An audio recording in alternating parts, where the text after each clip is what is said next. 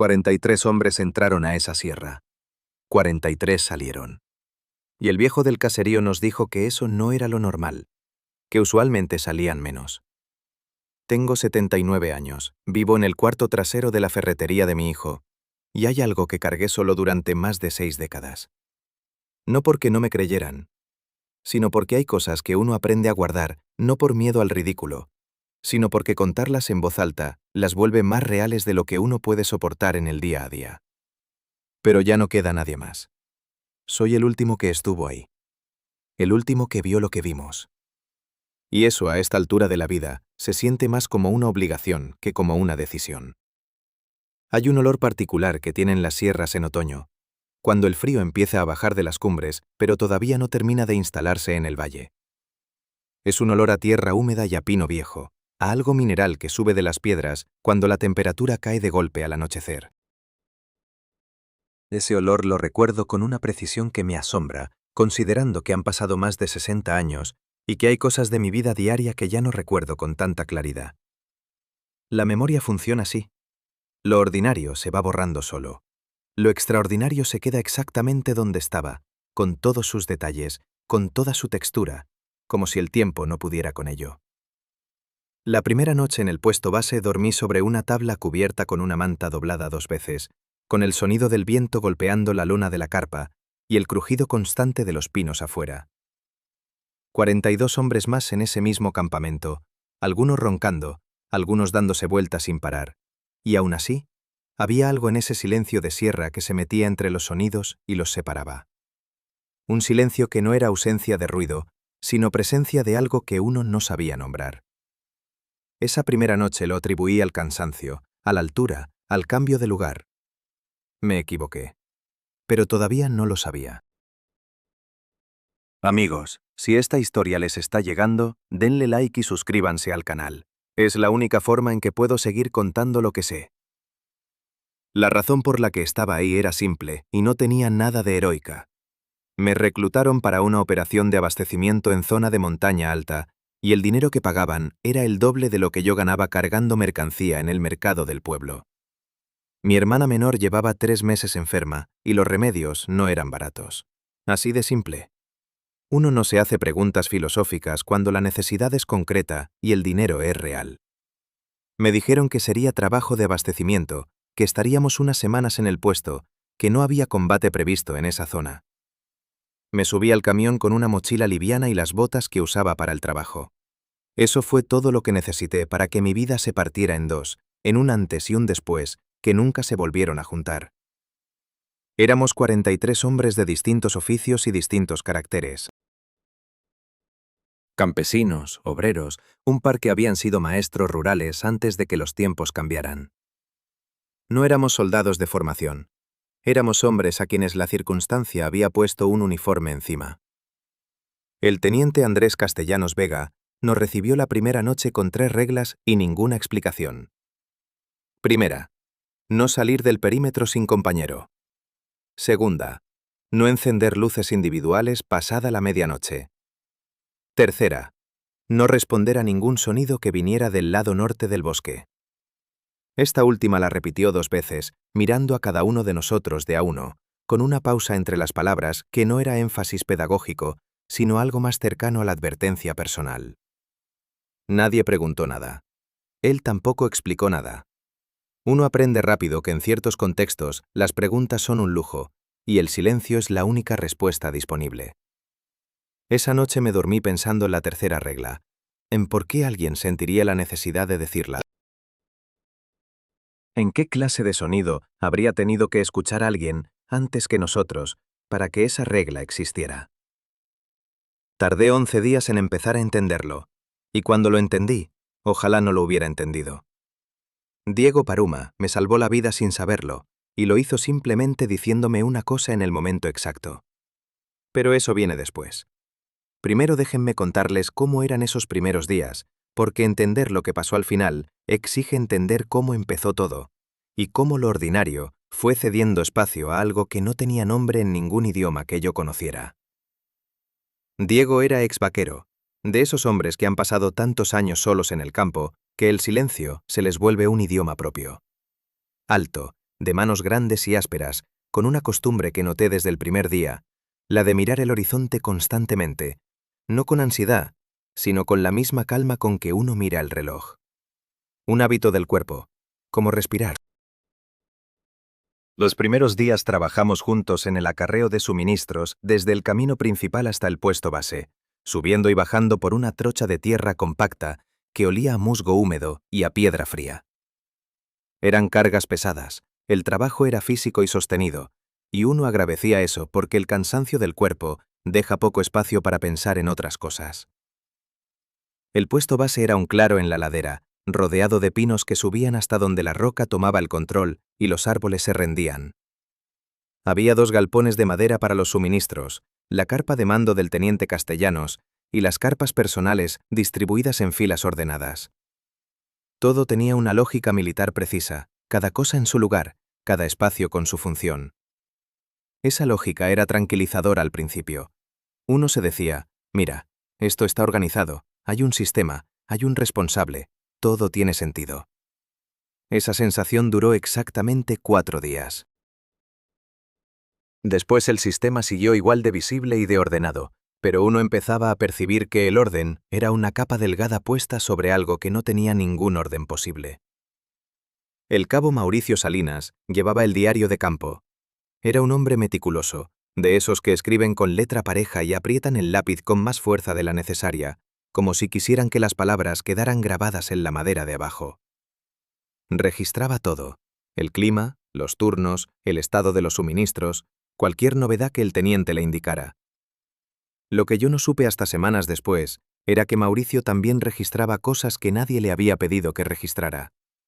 Cosas que había notado y que había decidido no mencionar en voz alta, quizás esperando que tuvieran alguna explicación que apareciera sola con el tiempo. La explicación nunca apareció. Y lo que él escribió en ese cuaderno verde que guardaba dentro del saco fue lo primero que nos confirmó, cuando ya todo había pasado, que nada de lo que vivimos fue producto de la fatiga, ni de la altura, ni de la imaginación colectiva de 43 hombres sin dormir. El segundo día, mientras yo estaba cargando cajones en el galpón norte, Mauricio fue a revisar la línea de árboles del perímetro noreste para marcar unos postes de señalización. Volvió con la expresión de alguien que acaba de ver algo que está tratando de ubicar en alguna categoría conocida y no encuentra ninguna que encaje bien. No dijo nada. Lo vi escribir algo en su cuaderno, cerrar la tapa, metérselo al saco y seguir con su trabajo como si nada. Eso también lo supe después. Lo que escribió fue esto: huellas al norte del perímetro, bípedo, zancada inusual, no corresponde a bota militar ni a calzado civil conocido. Lo había anotado y no lo había reportado porque pensó que se había equivocado al medir. Nadie se equivoca tanto. Las mulas fueron lo primero que todos vimos sin poder ignorarlo. Eran 4 animales que habían subido esa sierra cargadas docenas de veces, bestias acostumbradas al terreno, al frío, al ruido de los hombres. El segundo día, al mediodía, las 4 estaban inmóviles en la línea de amarre, con la cabeza orientada hacia el norte y las orejas completamente bajas, pegadas al cráneo. No comían, no se movían. Solo miraban hacia el bosque del lado norte con una fijeza que uno no esperaría ver en un animal de carga. Diego las observó durante un buen rato sin decir nada. Después se acercó a mí y habló en voz baja, no por discreción, sino porque así hablaba siempre, como si las palabras costaran y hubiera que usarlas con cuidado. Me dijo que los animales no se equivocan con lo que huelen, que si 4 mulas que no se asustan de nada estaban así, era porque había algo ahí afuera que ellas percibían y nosotros todavía no. Después volvió a mirar el bosque y no dijo nada más en todo el resto del día. Esa noche, durante mi turno de guardia, miré hacia los pinos del sector norte durante un buen rato. El viento movía las ramas de una manera pareja y constante, y entre los troncos solo había oscuridad, nada visible, nada concreto. Pero había algo en la calidad de esa oscuridad que era distinta a la oscuridad de los otros 3 lados del campamento. Más densa, quizás. O quizás era yo proyectando lo que Diego había dicho. Me lo pregunté esa noche. Dejé de preguntármelo 2 noches después, cuando el sonido empezó. Lo que encontramos en el cuaderno de Mauricio nos heló la sangre, no por lo que describía, sino por la fecha. Había anotado las huellas el segundo día. Llevábamos 11 días en ese campamento, sin saber que desde el principio algo nos había estado observando desde el bosque, midiendo nuestros movimientos, aprendiendo nuestra rutina. 11 días. Y nosotros, sin saberlo. Encontramos el cuaderno por accidente, o al menos eso parecía en el momento. Mauricio lo había dejado sobre el cajón donde guardaba el material de escritura mientras iba a buscar agua, y el viento lo abrió en la página exacta. Yo estaba ahí. Lo leí. Llamé a Diego en voz baja. Diego lo leyó, cerró el cuaderno, lo dejó donde estaba y se quedó mirando el suelo un momento. Después levantó la vista hacia el bosque norte, como siempre, pero esta vez con algo diferente en los ojos. No era miedo exactamente. Era el reconocimiento de alguien que acaba de confirmar lo que ya sospechaba y que hubiera preferido estar equivocado. Esa misma tarde le preguntamos a Mauricio por las huellas. Lo hicimos en voz baja, lejos de los otros, cerca del galpón de herramientas, donde el ruido del viento tapaba las conversaciones. Mauricio se quedó quieto un momento antes de responder. Dijo que la zancada entre huellas era de casi 2 metros. Que la profundidad del peso era inusual, muy marcada en la parte delantera del pie, casi sin marca de talón, como si lo que hubiera caminado ahí lo hiciera inclinado hacia adelante, con un equilibrio distinto al de un ser humano. Dijo que las huellas seguían el borde del perímetro durante al menos 30 metros en línea recta, paralelas a nuestra valla, antes de desaparecer en terreno rocoso. Paralelas, no cruzando, siguiendo el contorno de nuestro espacio, como alguien que recorre el perímetro de su propia casa.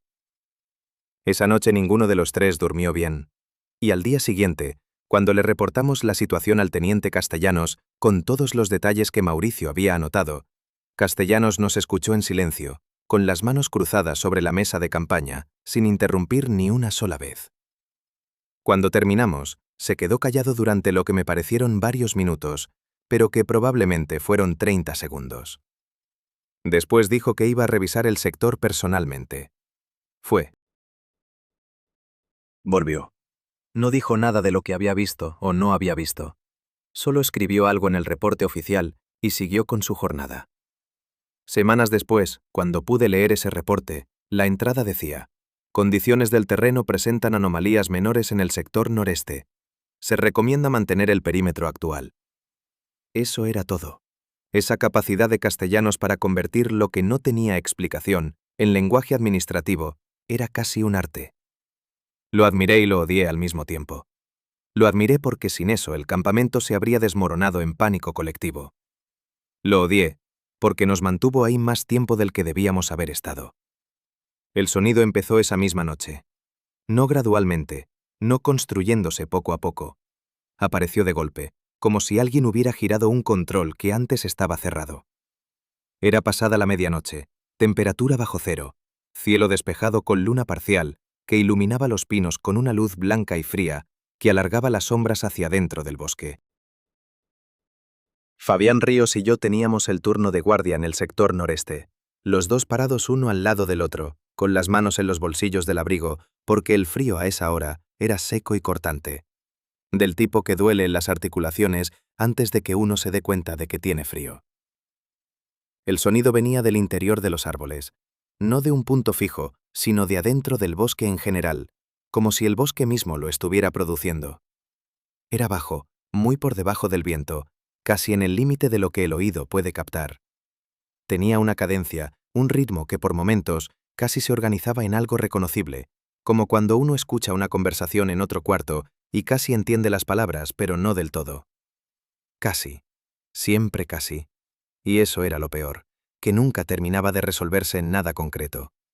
Se quedaba en ese borde, en ese casi, durante lo que calculé que fueron 4 o 5 minutos continuos. Fabián giró la cabeza de lado, instintivamente, igual que uno hace cuando intenta escuchar mejor. Yo hice lo mismo sin pensarlo. Los dos parados ahí, de costado, sin hablar, sin movernos, respirando lo más despacio posible, como si el ruido de nuestra propia respiración pudiera taparlo. Cuando paró fue de golpe también. Un corte limpio. Silencio total. El viento seguía, los pinos seguían moviéndose, pero ese sonido de abajo desapareció como si nunca hubiera existido. Fabián tardó un momento en hablar. Cuando lo hizo, lo dijo en el tono de alguien que está enunciando un hecho, no expresando una opinión. Dijo: «Eso no es un animal». Yo no respondí nada porque no había nada que agregar. Tenía razón y los dos lo sabíamos, y decirlo en voz alta no iba a cambiar lo que acabábamos de escuchar. Lo reportamos al cambio de turno. Castellanos lo escuchó, asintió, le dijo a Mauricio que lo registrara y se fue a dormir. La entrada en el diario decía: fenómeno acústico en sector noreste, duración aproximada 5 minutos, sin fuente identificada, sin incidencia en las operaciones. Lo que ninguno de nosotros sabía todavía era que esa misma noche, mientras Fabián y yo estábamos parados escuchando ese sonido en el perímetro noreste, Diego Paruma estaba despierto en su carpa sin poder dormir, mirando el techo de lona, y escuchó el mismo sonido desde adentro. Más cerca. Como si la fuente no estuviera en el bosque, sino entre las carpas. Cuando Diego me contó lo del sonido dentro del campamento, lo primero que sentí no fue miedo, sino una especie de náusea fría, de esas que suben del estómago sin avisar. Porque si lo que producía ese sonido había estado entre las carpas esa noche, entonces no estaba afuera del perímetro observándonos. Estaba adentro. Y ninguno de los 4 hombres de guardia lo había visto entrar. Diego me lo contó a la mañana siguiente, temprano, antes de que el resto del campamento se levantara. Estábamos los dos sentados en el borde del galpón de herramientas con un café negro que quemaba los dedos a través de la taza de metal. Y él lo dijo con la misma calma con que contaba cualquier cosa, sin dramatismo, sin gestos, como si reportara el estado del tiempo. Dijo que el sonido había durado varios minutos, que había venido desde el centro del campamento hacia su carpa, no desde el norte, y que cuando terminó, hubo un silencio diferente al silencio normal, más tenso, como cuando algo grande deja de moverse cerca de uno en la oscuridad. Luego tomó un sorbo de café y no dijo nada más. Yo tampoco. ¿Qué ibas a decir? Ese día el campamento funcionó igual que siempre. Los turnos, el acarreo, la revisión del inventario. La rutina tiene esa capacidad extraña de sostenerse sola, aunque todo lo que está alrededor de ella se esté deshaciendo. Los hombres hacían sus tareas, comían, descansaban. Pero algo había cambiado en la manera en que se movían. Las conversaciones eran más cortas, los grupos más compactos. Nadie lo mencionaba, pero todos lo hacían. Ese pequeño ajuste instintivo de no quedarse solo en ningún punto del campamento, de asegurarse de que siempre hubiera alguien cerca. El cuerpo sabe antes que la mente. El cuerpo ya había entendido lo que la mente todavía estaba tratando de racionalizar. 2 soldados, Héctor Useche y un muchacho joven al que todos llamaban el Mono, pidieron ese día cambio de turno de guardia. No querían el sector noreste. Castellanos los escuchó, los reasignó sin preguntar razones y escribió en el reporte: ajuste de rotaciones por fatiga acumulada. Esa entrada me quedó grabada. No porque fuera mentira exactamente, sino porque era la clase de verdad que omite lo único que importa. Héctor y el Mono no estaban cansados, tenían miedo. Y el teniente lo sabía, y eligió nombrarlo de otra manera porque esa era la única forma de mantener el orden funcional que sostenía al grupo. Esa noche monté guardia en el sector oeste, alejado del norte, y fue la primera noche en 2 semanas que dormí algo parecido a bien. Sin sonidos, sin movimiento en el bosque. Un silencio limpio y ordinario que en cualquier otra circunstancia habría pasado desapercibido, pero que esa noche recibí con algo cercano a la gratitud. Me pregunté si lo de las noches anteriores habría tenido alguna explicación natural que se me escapaba. Me pregunté si la altura y el cansancio podían producir ese tipo de percepciones colectivas. Me lo pregunté con ganas de creerlo. Esa capacidad humana de buscarle vuelta a lo que no tiene vuelta es notable. Dura exactamente hasta que ya no puede más. La mujer llegó al campamento 3 días después, al mediodía, subiendo por la trocha con una mula cargada de queso fresco y 2 botellas de aguardiente envueltas en tela. Era mayor. De esas personas cuya edad es difícil de calcular porque el trabajo al aire libre los marca de una manera que no sigue la lógica del tiempo normal. Venía a ofrecer sus productos. Era algo que ocurría en zonas de sierra. Los civiles que vivían cerca de los puestos militares aprovechaban para vender lo que producían. Castellanos la recibió correctamente, con la cortesía precisa de un oficial que sabe tratar con civiles. Fue cuando ella vio la ubicación exacta del campamento que cambió algo en su cara. No fue un gesto dramático, no dio un paso atrás ni hizo ninguna señal visible de alarma. Fue algo más sutil, una contracción mínima alrededor de los ojos, la clase de expresión que tiene alguien cuando confirma algo que esperaba y preferiría no haber confirmado. Sacó un rosario del bolsillo del delantal y lo cerró en el puño sin hacer ningún comentario sobre eso. Castellanos no lo vio, o eligió no verlo. Ella le preguntó por qué habían instalado el campamento en ese lado del paso y no en el otro. Castellanos dijo que eran órdenes superiores y que el otro lado tenía problemas de acceso para los suministros. Ella asintió despacio, con la cabeza, de la manera en que asienten las personas cuando reciben una respuesta que no responde nada. Después dijo, en voz muy pareja y sin levantar la vista del suelo, que en ese sector del bosque, desde antes de que sus abuelos fueran niños, los de la zona no pasaban la noche. Castellanos le preguntó si había alguna razón concreta. Ella levantó la vista y lo miró directo por primera vez. Dijo que la razón era que ese espacio no era de ellos. Que no era de nadie que caminara de día y durmiera de noche. Que algo ahí consideraba ese terreno suyo desde hace mucho más tiempo del que cualquiera podía imaginar. Y que ese algo no era agresivo si uno respetaba los límites, pero que los límites existían aunque uno no los viera marcados en ningún mapa. Castellanos le compró el queso y el aguardiente. Le pagó bien, le agradeció, la despidió con cordialidad. Cuando ella se fue por la trocha con su mula, sin mirar hacia atrás ni una sola vez, Castellanos se quedó parado un momento mirando cómo se alejaba. Después entró a la carpa de mando y cerró la lona. No escribió nada en el reporte sobre esa conversación. Nada. Ni una línea. Y eso, más que cualquier otra cosa que hubiera pasado hasta ese momento, fue lo que me dijo que el teniente ya sabía exactamente en qué clase de problema estábamos metidos. Los postes aparecieron tirados la mañana siguiente a la visita de la mujer, como si algo hubiera querido confirmar con un hecho concreto todo lo que ella había dicho sin terminar de decir. Eran 6 postes de señalización, cada uno de 20 kilos, enterrados medio metro en el suelo compacto de la ladera norte. Estaban tirados de lado, en línea, uno tras otro, a intervalos regulares, como si algo hubiera caminado entre ellos sin rodearlos, simplemente empujándolos al pasar sin cambiar el paso ni la dirección. Diego y yo fuimos los primeros en verlos. Salimos juntos al amanecer a revisar el perímetro norte, porque durante la noche habían saltado 2 de las cuerdas de señal que marcaban el límite exterior del campamento, y Castellanos nos había mandado a verificar el estado de los postes antes del desayuno. Cuando llegamos al sector y los vimos tirados, ninguno de los dos dijo nada durante un buen rato. Diego se agachó junto al primero, lo examinó, miró el hoyo donde había estado enterrado. La tierra alrededor del poste estaba compacta, sin rastros de herramientas, sin marcas de palanca. No lo habían arrancado. Lo habían empujado hacia un lado con la suficiente fuerza para sacarlo del suelo como si no estuviera enterrado, sino simplemente apoyado. Diego midió la distancia entre un poste caído y el siguiente. Caminó el espacio, contó sus pasos. Después me miró. La distancia entre cada poste era de aproximadamente 1,5 metros. Diego mide su paso en unos 60 centímetros. Caminó el espacio 2 veces para estar seguro. 2 veces el mismo resultado.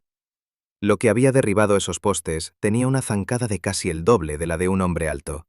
Y había caminado en línea recta, sin desviarse, sin apurarse, como alguien que atraviesa un espacio que conoce bien y que no tiene ninguna razón para esquivar lo que encuentra en el camino. Reportamos los postes a Castellanos. Esta vez su expresión fue distinta a las anteriores. No la del hombre que está procesando información nueva, sino la del hombre que está llegando a una conclusión que ya tenía a medias formada. Nos escuchó, salió a ver los postes él mismo, los examinó en silencio durante varios minutos. Cuando volvió a la carpa de mando, su cara tenía esa calidad de cierre que tienen las personas cuando han tomado una decisión y solo están calculando el momento de anunciarla. Esa noche lo vi despierto hasta tarde con la lámpara de aceite encendida, inclinado sobre los mapas de la zona. No escribió nada en el reporte oficial sobre los postes, nada de nada. Esa fue la segunda entrada en blanco en 2 días, y yo empecé a entender que el silencio de Castellanos ya no era el silencio de alguien que administra la información. Era el silencio de alguien que está calculando cómo sacar a 43 hombres de un lugar sin provocar lo que sea que vivía en él. Esa noche organizamos una guardia doble en el sector norte, sin que nadie lo ordenara. Fue una de esas decisiones que nacen solas entre un grupo de personas que comparten el mismo miedo sin haberlo nombrado en voz alta. Éramos 4 en el galpón de suministros: Diego, Fabián, Mauricio y yo, apostados detrás de las tablas del galpón, con una línea de visión directa al espacio central del campamento y a la línea de árboles del norte. Habíamos dejado los 2 faroles del galpón apagados para no recortar nuestra visión hacia afuera. Adentro había oscuridad total. Afuera había luna parcial, suficiente para ver los contornos pero no los detalles. Pasó la medianoche sin novedad. Pasó la 1 de la mañana.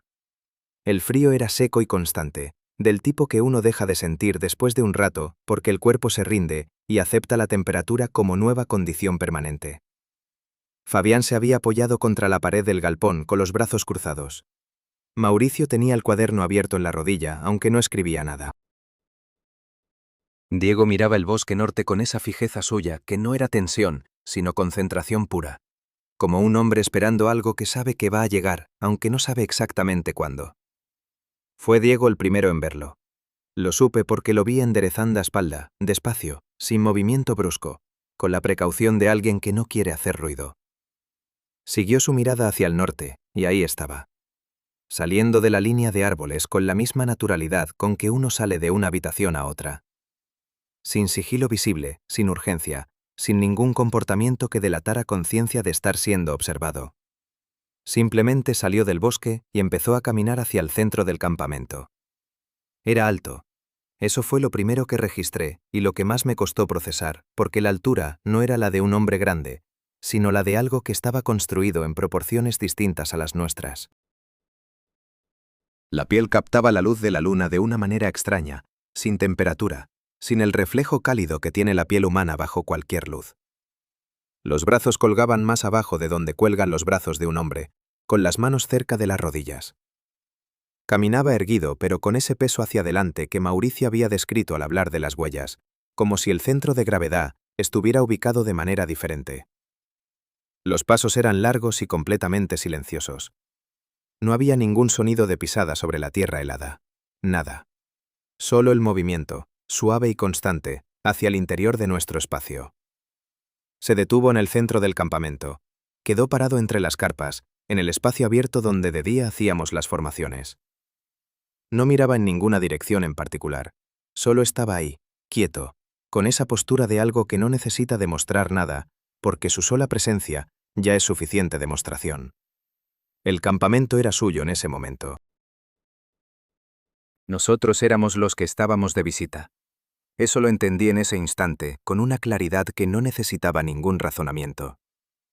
Y en ese mismo instante, entendí también que lo que nos había mantenido vivos hasta ese momento no era nuestra fuerza, ni nuestra organización, ni las reglas de castellanos.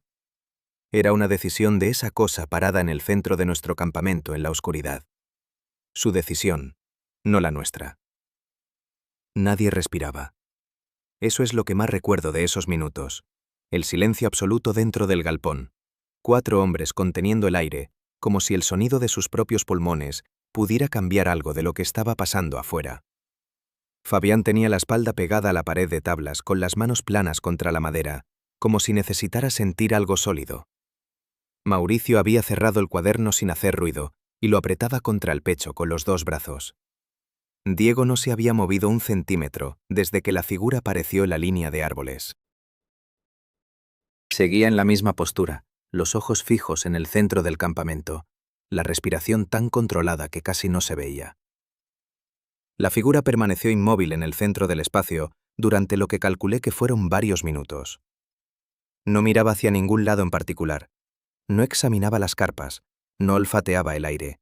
No hacía ninguno de los movimientos que hace un animal cuando explora terreno nuevo. Solo estaba parada, con esa quietud que no es la quietud de algo que descansa, sino la quietud de algo que espera, que observa con herramientas que no son los ojos. Había algo en esa inmovilidad que era más inquietante que cualquier movimiento que hubiera podido hacer. Un animal que ataca lo hace porque tiene miedo o porque tiene hambre. Esto no tenía ninguna de las dos cosas. Esto simplemente estaba ahí, en el centro de nuestro campamento, a las 2 de la mañana, y su presencia era suficiente mensaje. Después empezó a caminar. No hacia nosotros, no hacia las carpas donde dormían los otros hombres. Caminó despacio hacia la carpa de mando de Castellanos, que estaba a unos 15 metros del galpón donde estábamos nosotros, en el lado opuesto del espacio central. Se detuvo frente a ella. La lona de la carpa era delgada, del tipo que deja pasar la luz de una vela desde adentro. Esa noche adentro no había ninguna luz. Castellanos dormía, o eso creíamos. La figura quedó parada frente a la entrada de la carpa y no se movió. 1 minuto. 2. 3. Mirando esa luna delgada con una fijeza que desde nuestra posición podíamos sentir, aunque no podíamos ver sus ojos desde ese ángulo. Diego contaba en silencio. Lo supe porque podía sentir el movimiento mínimo de sus labios a centímetros de mi oído. 4 minutos frente a la carpa del teniente. 4 minutos mirando esa lona, como alguien que está leyendo algo escrito en una superficie que otros no pueden ver. Lo que estaba del otro lado de esa tela era un hombre de 40 y tantos años, con 2 décadas de servicio militar. Un hombre que había tomado decisiones difíciles en situaciones difíciles, y que había sobrevivido a todo eso con la espalda recta y el uniforme correcto. Y esta cosa lo sabía. Sabía que estaba dentro. Sabía exactamente dónde estaba cada uno de nosotros en ese campamento. Lo había sabido desde el principio, desde antes del principio. Esa certeza me llegó de golpe y fue peor que cualquier miedo físico que hubiera sentido hasta ese momento. No estábamos siendo vigilados porque éramos una novedad o una amenaza. Estábamos siendo evaluados. Como se evalúa algo antes de tomar una decisión sobre ello. Entonces se movió de nuevo, y esta vez sí fue hacia nosotros. No directo, no en línea recta. Dio una vuelta lenta alrededor del espacio central del campamento, con pasos que cubrían enormes distancias en silencio absoluto. Y esa trayectoria lo fue acercando gradualmente al galpón de suministros, donde estábamos los 4. Cuando estuvo a unos 10 metros de la pared donde yo tenía la espalda apoyada, mi corazón hacía tanto ruido dentro de mi pecho que estaba seguro de que lo escucharía. 10 metros de tablas viejas de madera entre nosotros y eso. 10 metros y unas tablas de 5 centímetros de grosor. Se detuvo. Quedó de espaldas parcialmente hacia el galpón, con el cuerpo orientado hacia la carpa del teniente, pero con esa postura que ya reconocíamos, la de algo que no necesita girarse para saber lo que tiene detrás. Los brazos colgaban a los costados.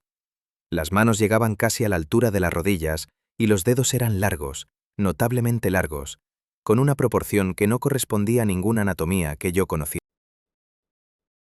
La piel pálida reflejaba la luna sin calidez, como la superficie de una piedra mojada.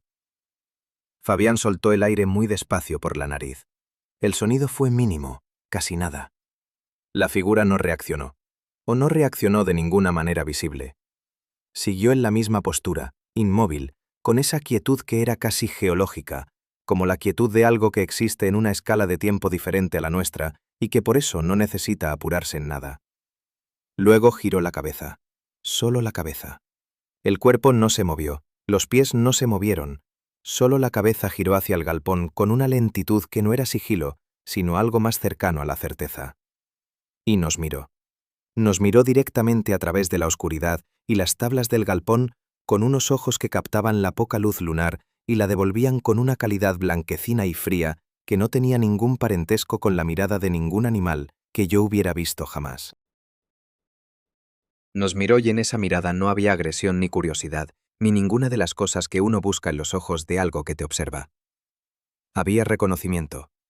La mirada de algo que ya sabía que estábamos ahí, que había sabido todo el tiempo que estábamos ahí, y que ahora simplemente confirmaba ese conocimiento en voz alta, sin palabras, mirándote directo para que no hubiera ninguna posibilidad de que te quedaras con alguna duda. Nos había visto toda la noche, desde que salió del bosque, desde mucho antes probablemente, y quería que lo supiéramos. Eso era el mensaje, no una amenaza, no una advertencia en el sentido que uno entiende normalmente. Era algo más simple y más profundo.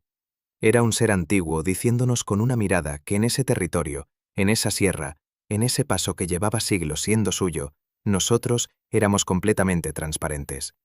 Que no había muro, ni oscuridad, ni organización militar que cambiara eso. Que nos veía, que siempre nos había visto. Y después volvió la cabeza al frente, dio 4 pasos hacia el norte, y el bosque lo recibió como lo que era, como algo que volvía a su casa. Castellanos salió de su carpa a las 6 de la mañana con el uniforme perfecto y la expresión de alguien que ha dormido 8 horas tranquilas. Y en ese momento supe que no había dormido nada. Nadie que haya dormido bien tiene esa calidad de quietud en la cara. Era la quietud de un hombre que ha pasado la noche tomando una decisión y que al amanecer ya la tiene tomada y no le queda nada más que ejecutarla. Nos miró a los 4 cuando salimos del galpón. Nos miró de una manera que no era pregunta sino confirmación. Supe que sabía lo que habíamos visto. Supe también que él había estado despierto dentro de esa carpa de lona delgada, mientras la figura estaba parada afuera, a metros de él, mirando esa tela durante 4 minutos. Lo que pasó por la cabeza de Castellanos en esos 4 minutos es algo que nunca le pregunté y que él nunca mencionó. Hay cosas que los hombres guardan no porque les dé vergüenza, sino porque ponerlas en palabras las vuelve demasiado reales y demasiado permanentes. Convocó asamblea a las 7. Los 43 hombres formados en el espacio central del campamento, el mismo espacio donde la noche anterior había estado parada la figura. El sol apenas empezaba a calentar y el suelo todavía estaba cubierto de escarcha. El aliento salía en pequeñas nubes blancas. Castellanos se paró frente a nosotros con las manos atrás, la espalda recta, y habló en voz clara y pareja. Dijo que la posición era tácticamente insostenible por razones de seguridad del personal. Dijo que iniciábamos retirada ordenada en 2 horas. Dijo que cada hombre era responsable de su equipo personal y que los suministros no esenciales quedaban en los galpones. No dio explicaciones adicionales, no abrió espacio para preguntas. 42 hombres lo escucharon en silencio y ninguno preguntó nada. Nadie necesitaba explicaciones. Todos sabían. Lo que Castellanos escribió esa mañana en el reporte oficial fue otra cosa. Mauricio me lo mostró más tarde porque él lo había transcrito. Decía que la posición presentaba condiciones logísticas adversas que comprometían la eficiencia operativa, y que se recomendaba redirigir el corredor de suministros por una ruta alternativa al oeste.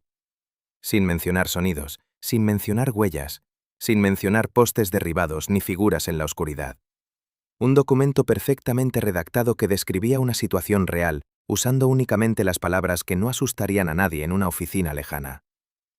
Ese reporte fue lo que protegió a Castellanos profesionalmente. También fue lo que garantizó que nadie en ningún nivel superior entendiera jamás lo que había pasado en esa sierra y que otro grupo de hombres pudiera ser enviado al mismo lugar con la misma falta de información que teníamos nosotros al llegar. El campamento se desarmó en menos tiempo del que había tardado en montarse. Eso también me quedó grabado. Las cosas que se construyen despacio se destruyen rápido cuando hay suficiente motivación. Las carpas se plegaron, los cajones de suministros se apilaron en los galpones, el equipo personal se cargó en las espaldas.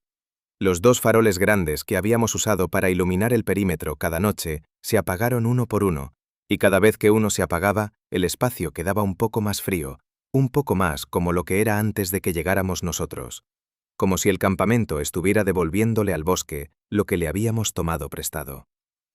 El último en apagarse fue el farol del centro del espacio, el que Castellanos encendía personalmente cada anochecer y apagaba cada amanecer.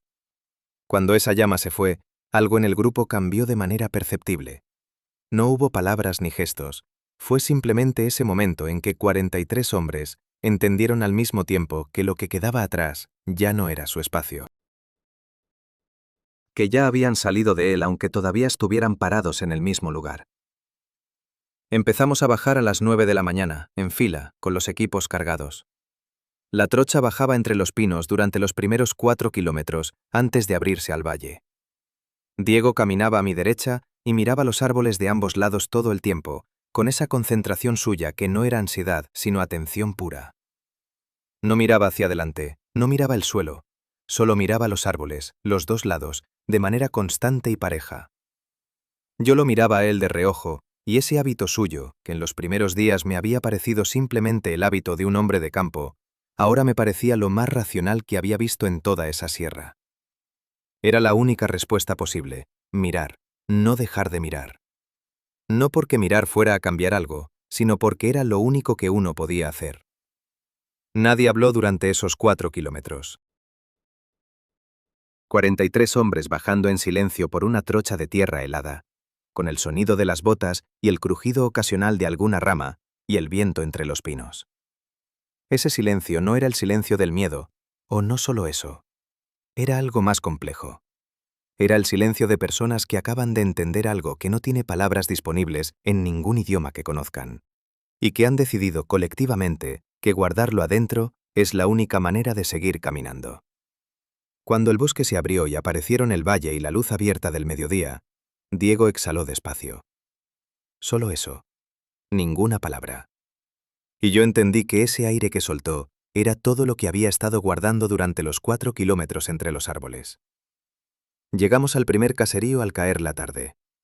Y lo que pasó ahí fue algo que ninguno de nosotros esperaba, y que terminó de confirmar todo lo que el bosque nos había mostrado sin decirlo nunca en voz alta. El viejo del caserío nos estaba esperando. Eso fue lo primero que pensé cuando lo vi parado en la entrada del camino, con los brazos cruzados y la vista fija en el punto exacto por donde apareció la cabeza de la fila. No estaba haciendo nada. No cargaba leña, no atendía ningún animal, no tenía ninguna razón visible para estar parado ahí a esa hora de la tarde. Estaba esperando, como si hubiera sabido con anticipación que 43 hombres iban a bajar por ese camino en ese momento exacto. Cuando la fila llegó hasta él, empezó a contar. Lo vi mover los labios. Contaba despacio, con la cabeza girando levemente para seguir la fila, asegurándose de no perder ninguno. Castellanos lo saludó con un gesto. El viejo no respondió el saludo. Siguió contando. Cuando terminó, nos miró a todos con una expresión que no era alivio exactamente. Era algo más cerca de la sorpresa contenida, como la de alguien que esperaba encontrar menos de lo que encontró. Entonces dijo, en voz pareja y sin ningún dramatismo, que habían entrado 43 y que habían salido 43, y que eso no era lo que normalmente pasaba. Castellanos le preguntó qué era lo que normalmente pasaba. El viejo lo miró durante un momento antes de responder, con esa pausa de las personas que están decidiendo cuánto decir. Dijo que los que subían a ese sector del paso solían bajar en menor número. No siempre, dijo, pero con suficiente frecuencia como para que en el caserío tuvieran una manera de contar a los que entraban y comparar con los que salían. Lo dijo sin ninguna inflexión especial, como si fuera información práctica, como el estado de un camino o las condiciones del tiempo. Después se dio en vuelta y entró a su casa, y cerró la puerta, y no volvió a salir. Nadie dijo nada durante un buen rato. Castellanos miró la puerta cerrada, luego miró al grupo, luego miró la sierra detrás de nosotros. Después dio la orden de seguir bajando hacia el pueblo más cercano para pasar la noche. La fila se volvió a poner en movimiento. Yo caminé los siguientes 2 kilómetros sin pensar en nada concreto, solo con esa frase del viejo rebotando en la cabeza. En menor número, con suficiente frecuencia como para llevar la cuenta. Esa noche dormimos en el pueblo, repartidos entre 2 casas grandes que el alcalde puso a disposición. Dormí en un catre con una manta gruesa que olía a lavanda seca y a madera vieja, y ese olor ordinario y doméstico fue lo más reconfortante que había sentido en semanas. Me dormí antes de que se apagara la lámpara del cuarto. No soñé nada. O si soñé, no lo recuerdo. A veces el cuerpo tiene suficiente inteligencia como para protegerte del contenido de tu propia cabeza cuando lo necesitas. Al día siguiente nos dispersamos. El grupo se disolvió con la rapidez de las cosas que ya cumplieron su propósito. Órdenes de reasignación, transportes, destinos distintos. En 2 días el grupo de 43 hombres había dejado de existir como unidad. Cada uno se fue por su lado, con lo que había vivido empacado adentro, sin ningún lugar oficial donde depositarlo. No hubo ningún tipo de sesión donde alguien dijera, esto es lo que pasó, esto es lo que significa, esto es cómo se procesa. Solo la dispersión y el silencio, y la vida ordinaria esperando en el otro extremo del camino. Volví al trabajo que había dejado antes de que me llamaran. Cargué costales, acomodé mercancía, cobré lo que me debían y seguí adelante. Mi hermana mejoró. Usé parte del pago del servicio para los remedios que faltaban y el resto para cosas de la casa. La vida tenía esa capacidad de ocupar todos los espacios disponibles y no dejar ranuras por donde se colara lo que uno prefería no pensar. Durante el día funcionaba bien. Durante las primeras semanas, las noches eran más complicadas. Cualquier sonido bajo y rítmico, el viento entre los árboles del patio, el ruido de la calle a deshoras, me despertaba con el corazón golpeando fuerte y los ojos abiertos en la oscuridad del cuarto. Eso fue pasando con el tiempo. No desapareció del todo, pero fue pasando. Me casé 3 años después. Mi esposa era una mujer de carácter firme y buen humor que tenía la capacidad de llenar cualquier espacio con energía y movimiento. Nunca le conté lo de la sierra. No porque no confiara en ella, sino porque había cosas que pertenecían a un compartimento que era mejor mantener cerrado para poder funcionar en el que estaba abierto. Ella supo siempre que algo había pasado. No me lo preguntó directamente nunca, pero había momentos, cuando yo me quedaba callado mirando hacia ningún lado, en que ella me ponía la mano en el brazo sin decir nada. Eso era suficiente. A veces es suficiente. Busqué a Diego Paruma 15 años después de que bajamos de esa sierra. No fue fácil encontrarlo. Se había vuelto a las montañas del sur, lejos del paso donde habíamos estado, y vivía en un rancho pequeño con animales y una huerta. Me tomó varios meses dar con su dirección a través de personas que lo conocían. Cuando llegué, me recibió en la puerta con la misma calma con que hacía todo, como si me hubiera visto la semana anterior y no 15 años atrás. Me ofreció café, nos sentamos afuera, y sin que yo le preguntara nada todavía, él empezó a hablar. Confirmó todo lo que yo recordaba, cada detalle, en el mismo orden, con la misma precisión. Los postes derribados, el sonido, la figura en el centro del campamento, la mirada desde el galpón. Lo confirmó todo con esa economía de palabra suya que no dejaba espacio para la duda. Y cuando terminó, me dijo que había algo que había guardado todo ese tiempo. Algo que no había mencionado en el momento, porque no habría ayudado a nadie. Algo que solo yo, 15 años después, sentado afuera de su rancho con el café enfriándose en la mano, iba a escuchar por primera vez. Lo que Diego guardó durante 15 años era esto. Esa noche, cuando la figura estuvo parada frente a la carpa del teniente Castellanos, mirando esa lona delgada durante 4 minutos, Diego vio algo que ninguno de los otros 3 vimos desde nuestra posición. Vio que la figura levantó una mano. Solo una. La levantó despacio hasta la altura del pecho, con los dedos largos extendidos hacia la carpa, y la mantuvo así durante varios segundos. No era un gesto de amenaza. No era ningún gesto que Diego pudiera clasificar en ninguna categoría conocida. Era simplemente ese movimiento, esa mano extendida hacia la lona, detrás de la que dormía o no dormía un hombre, y luego la bajó, dio media vuelta y se fue. Diego dijo que tardó 15 años en contármelo porque en el momento no habría servido de nada, y porque durante esos 15 años había estado tratando de decidir qué significaba ese gesto. Si era una señal, si era una forma de marcar algo, si era simplemente un movimiento sin significado para nosotros porque pertenecía a un lenguaje que no era el nuestro. Dijo que nunca llegó a una conclusión, que seguía sin tenerla, que probablemente nunca la iba a tener. Nos quedamos callados los dos durante un buen rato después de eso. El café estaba frío. Los animales de Diego se movían en el corral con sus sonidos ordinarios y tranquilos. El sol de la tarde pegaba en las piedras del patio con esa luz amarilla que tienen las tardes de montaña, cuando el frío todavía no ha llegado.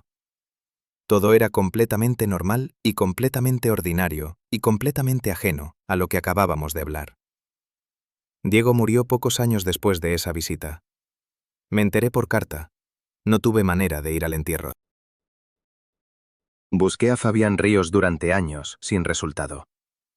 Alguien que lo había conocido me dijo que había emigrado al norte y que había rehecho su vida allá con familia y trabajo nuevo. Del mono no supe nada. Héctor Useche murió joven en circunstancias que no tenían nada que ver con la sierra. Mauricio Salinas, el del cuaderno verde, fue el que más me costó ubicar.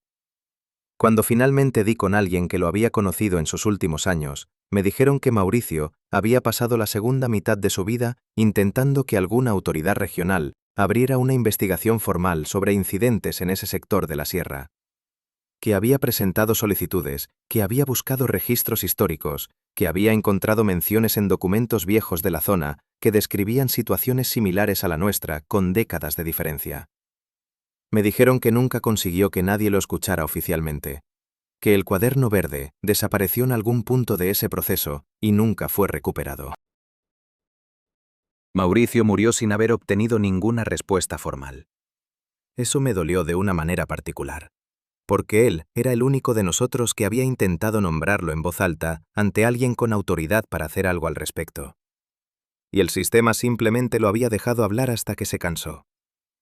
Intenté yo mismo, una vez, acercarme a una oficina regional de archivos históricos con la intención de preguntar por registros de incidentes en esa sierra. El funcionario que me atendió era joven, correcto, amable. Cuando le mencioné el sector y el tipo de información que buscaba, hizo una búsqueda breve en su sistema, me dijo que no había registros disponibles para esa zona en el periodo que mencionaba y me agradeció la visita. Todo en menos de 10 minutos. Salí a la calle con la misma certeza con que había entrado, que el expediente existía y que alguien se había ocupado de que no fuera fácil de encontrar. Las cosas que se sellan son exactamente las que más importa no olvidar. Tengo 79 años. He pensado en lo que pasó en esa sierra casi todos los días desde que bajé de ella.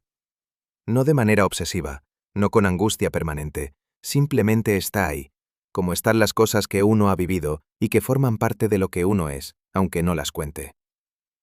Hay personas que cuando escuchan esta clase de historia asumen que el tiempo la ha trabajado, que la memoria ha rellenado los espacios vacíos con lo que uno necesita creer, que el miedo y el cansancio y la altura pueden producir ese tipo de experiencias colectivas. Es una explicación razonable, la entiendo. La he considerado muchas veces durante muchos años y siempre llego al mismo punto. 43 hombres de distintos oficios, distintos caracteres y distintas edades vieron y escucharon las mismas cosas en el mismo orden durante semanas. Mauricio lo registró todo en un cuaderno con letra pareja y sin dramatismo. Diego me lo confirmó 15 años después, con cada detalle en su lugar. Y el viejo del caserío contó 43 a la entrada y 43 a la salida, y dijo que eso no era lo normal. Lo que vi en esa sierra no era una amenaza en el sentido que uno normalmente entiende esa palabra. Era algo mucho más antiguo y mucho más simple que eso. Era un límite que existía desde antes de que hubiera alguien para trazarlo, desde antes de que esa sierra tuviera nombre, desde antes de que los primeros pobladores de esa zona llegaran y aprendieran por experiencia propia que había sectores del paso donde no se subía a pasar la noche. Los límites no necesitan señales visibles para ser reales. Los ríos no tienen carteles que digan «hasta aquí llega el río», pero el río llega hasta donde llega y punto. Esa sierra tiene su propio límite. Nosotros lo cruzamos sin saberlo, y algo del otro lado de ese límite nos miró a los ojos desde la oscuridad y tomó la decisión de dejarnos ir. No sé por qué tomó esa decisión. Quizás 43 hombres asustados que solo querían bajar no representaban ningún desafío real para algo que lleva siglos en esas alturas. Quizás había alguna lógica en ese gesto que Diego vio y que ninguno de los dos llegamos a entender nunca. Quizás el límite funciona así. Te muestra exactamente lo que eres en relación a lo que existe ahí. Y si tienes suficiente inteligencia para entender el mensaje, te deja ir. Castellanos lo entendió. Diego lo entendió. 43 hombres lo entendieron al amanecer, sin necesitar que nadie se los explicara. Hay territorios que no nos pertenecen y que nunca nos van a pertenecer. No porque seamos débiles, sino porque llegamos después, mucho después. Y lo que llegó antes tiene sus propias reglas, su propio tiempo y su propio criterio para decidir qué hace con lo que encuentra en su espacio. La pregunta no es si esas cosas existen. La pregunta es si uno tiene la inteligencia suficiente para reconocer cuándo está parado en terreno que no es suyo, antes de que algo se lo tenga que demostrar.